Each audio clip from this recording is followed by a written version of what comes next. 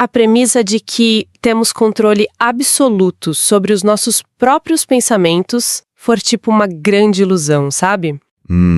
Essa é uma maneira bem provocativa de começar. Pois é, mas é porque a proposta que temos na mesa hoje começa exatamente com essa ideia radical. E se não estivermos sozinhos na nossa própria mente? Olha, é o desafio definitivo da psicologia humana, né? Porque estamos lidando com forças que são invisíveis. Sim, invisíveis e super adaptáveis. As fontes desse nosso mergulho de hoje apontam que existem literalmente duas forças, quase como duas entidades que ocupam o nosso corpo e disputam o controle absoluto das nossas ações. E disputam a cada segundo, né? É importante frisar isso. Exato. Para quem está ouvindo e quer saber de onde estamos tirando isso, reunimos uma pilha de textos fascinantes hoje. A Tirania do Medo e a Vigilância da Mente, Mente Inabalável e O Domínio da Vontade. Textos bem densos, por sinal. Muito. E a nossa missão aqui é decifrar essa guerra invisível. Como saber de forma simples se as atitudes diárias estão sendo guiadas pelo medo ou pela fé. Bom, o mais intrigante sobre essas fontes é que elas não tratam essa dualidade como uma mera metáfora poética, sabe? Não é um conceito abstrato. Elas vão direto na raiz estrutural da mente, né? Exatamente. A ideia de duas entidades serve para ilustrar uma tensão psicológica que é muito real. É o conflito contínuo entre a liberdade total de agir e uma escravidão mental paralisante. De um lado o medo, do outro a fé. Isso. E usar a palavra entidade não é acidente, tá? É para demonstrar que esses estados mentais adquirem uma força autônoma terrível quando eles assumem o comando. Então, vamos desempacotar isso logo, focar na primeira dessas forças, porque a forma como o medo é descrito nesses textos muda completamente a perspectiva tradicional que a gente tem. Muda bastante. Geralmente, o instinto é associar o medo a um susto, né? Tipo um pico de adrenalina ao ver um acidente de trânsito ou ouvir um barulho estranho na rua de madrugada. Sim, naquela reação rápida de sobrevivência. Mas as fontes deixam claríssimo que não é desse mecanismo biológico de alerta que estamos falando. De forma alguma. Esse instinto biológico é passageiro. O foco narrativo dos textos é dissecar o medo operando na mente como um sistema de controle duradouro. Um sistema de controle. Isso soa quase distópico. E é. Um dos autores até usa uma expressão cirúrgica. Ele chama o medo de uma paixão triste. Paixão triste. Isso, é um estado de espírito contínuo. E quando essa paixão triste assume o controle, o indivíduo perde completamente a liberdade de escolha. A pessoa volta a ser conduzida, né? O texto usa exatamente a palavra escravo. Exato, como um escravo, o nosso eu passa a ser governado por impulsos indesejáveis. A mente fica presa num cativeiro autoimposto. É uma dinâmica bem assustadora de se imaginar. Lendo os parágrafos que descrevem esse processo, eu tive uma imagem muito forte. O medo, segundo a mecânica dessas fontes, não é um monstro colossal tentando arrombar a porta da frente. Não, se fosse assim, seria fácil de identificar e combater, né? Pois é. Ele age muito mais como um cavalo de Troia. Ou tipo um vírus de computador extremamente silencioso. Porque o texto frisa que o medo atua exclusivamente através dos pensamentos. E exclusivamente. Ele não amarra as pernas de ninguém, não tranca a gente num quarto. Ele simplesmente injeta dúvidas, ele reescreve o código da autoconfiança, sabe? E essas dúvidas fazem com que a própria pessoa construa as grades da prisão. A analogia do vírus é impecável para descrever isso. Porque, pensa bem, um vírus de computador não destrói o hardware fisicamente. Ele corrompe o software. Sim, ele corrompe o software para que o sistema passe a trabalhar contra si mesmo. A tática do medo é essa infiltração sutil. Ele introduz ideias que parecem lógicas à primeira vista, mas que buscam limitar o potencial de ação. É uma sabotagem interna, pura. E isso nos leva a um conceito dos textos que é fascinante, mas que carrega uma carga meio sombria. A ideia do nosso antigo eu. Ah, o antigo eu covarde. Aquele que já foi dominado pelo medo. Exato. As fontes são categóricas ao afirmar que a vitória sobre esse medo é sempre provisória. Preste muita atenção na mecânica disso. O medo nunca é aniquilado por completo. Nunca morre. Nunca. O antigo eu paralisado não morre. Ele é apenas destronado do cargo de comando e banido para o submundo da mente. Os textos até fazem uma comparação rica com os deuses do caos da mitologia grega, né? Sim, tipo os titãs aprisionados no Tártaro. Eles estão lá, trancados nas profundezas, no escuro absoluto. Só esperando? Esperando pacientemente por qualquer vulnerabilidade. Qualquer fresta de desatenção para dar o bote e retomar o trono. Mas espera, pausa rápida aí. Isso cria um paradoxo terrível. Como assim? Se esse antigo eu nunca morre, se ele tá sempre à espreita, feito um titã, e age camuflado nos pensamentos, como viver sem enlouquecer? É uma ótima pergunta. Porque assim, como não desenvolver uma paranoia constante, questionando cada mísera decisão do dia? Se eu decido não abrir um negócio, é prudência genuína ou é o vírus do medo fingindo ser prudência? Olha, essa fricção é o núcleo do problema humano. E é por isso que os textos não entregam só o diagnóstico pessimista, né? O antídoto para essa paranoia não é tentar lutar contra um medo no escuro. Até porque o medo adora o escuro. Com certeza.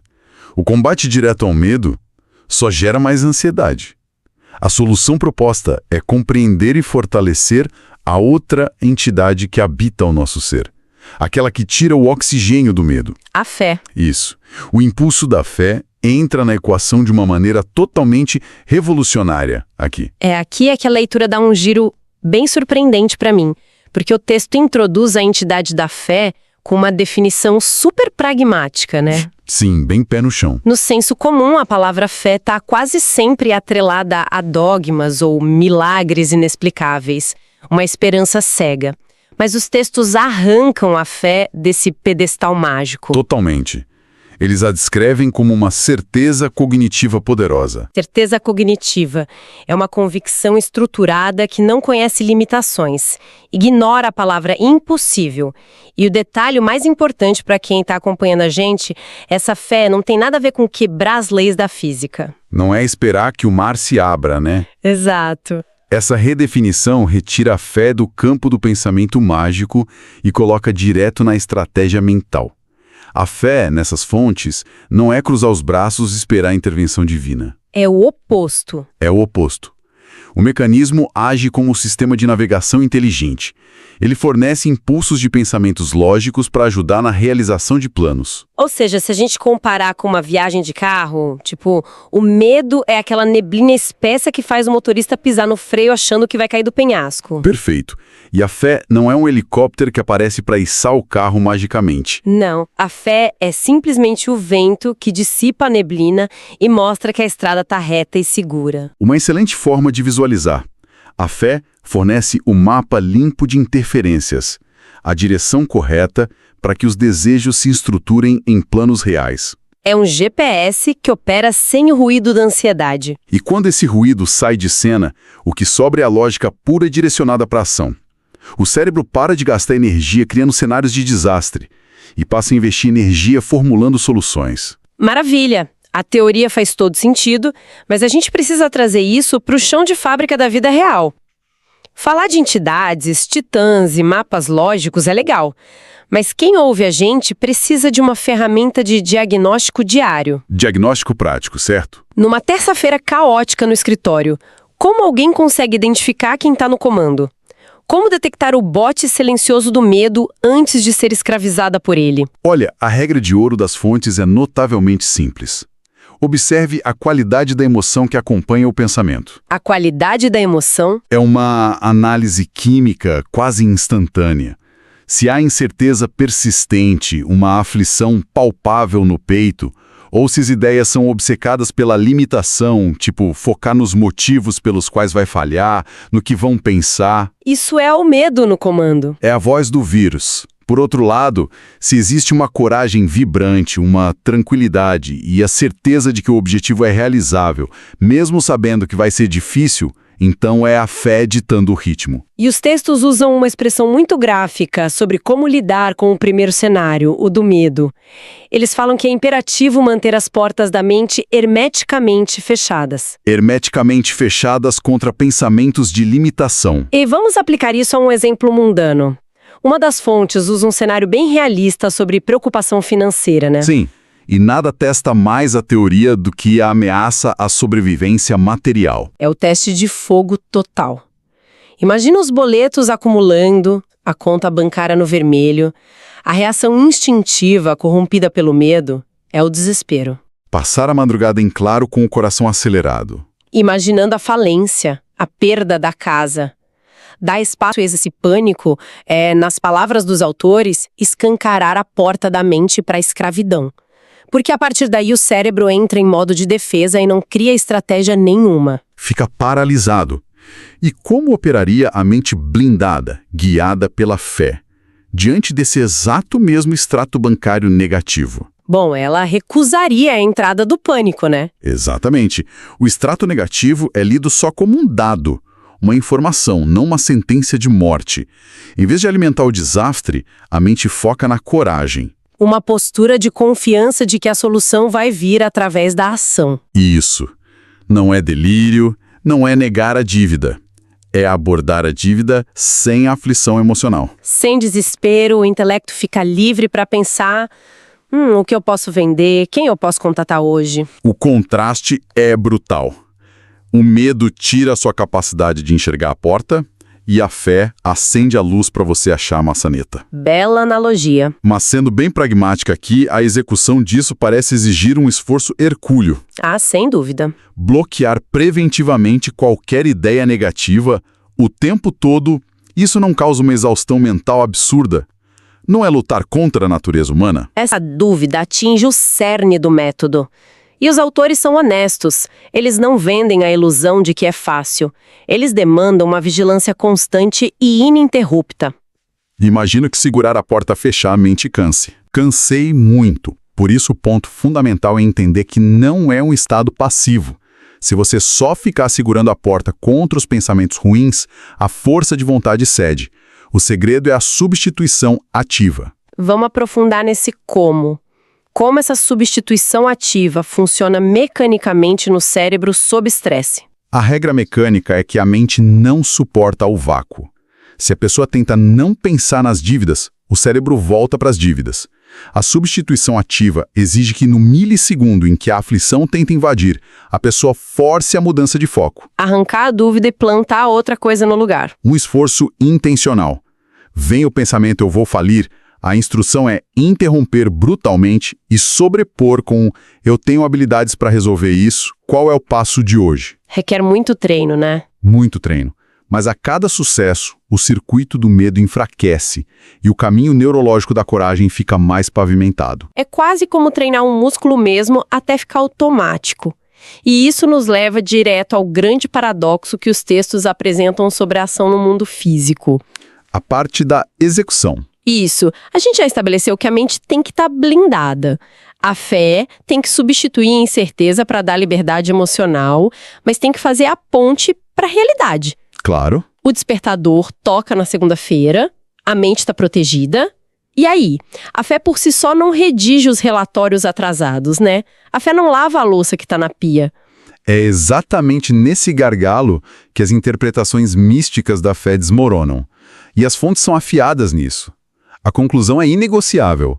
A fé mostra o caminho lógico, tira a paralisia, mas ela nunca faz o trabalho braçal. Tem que arregaçar as mangas e executar fisicamente.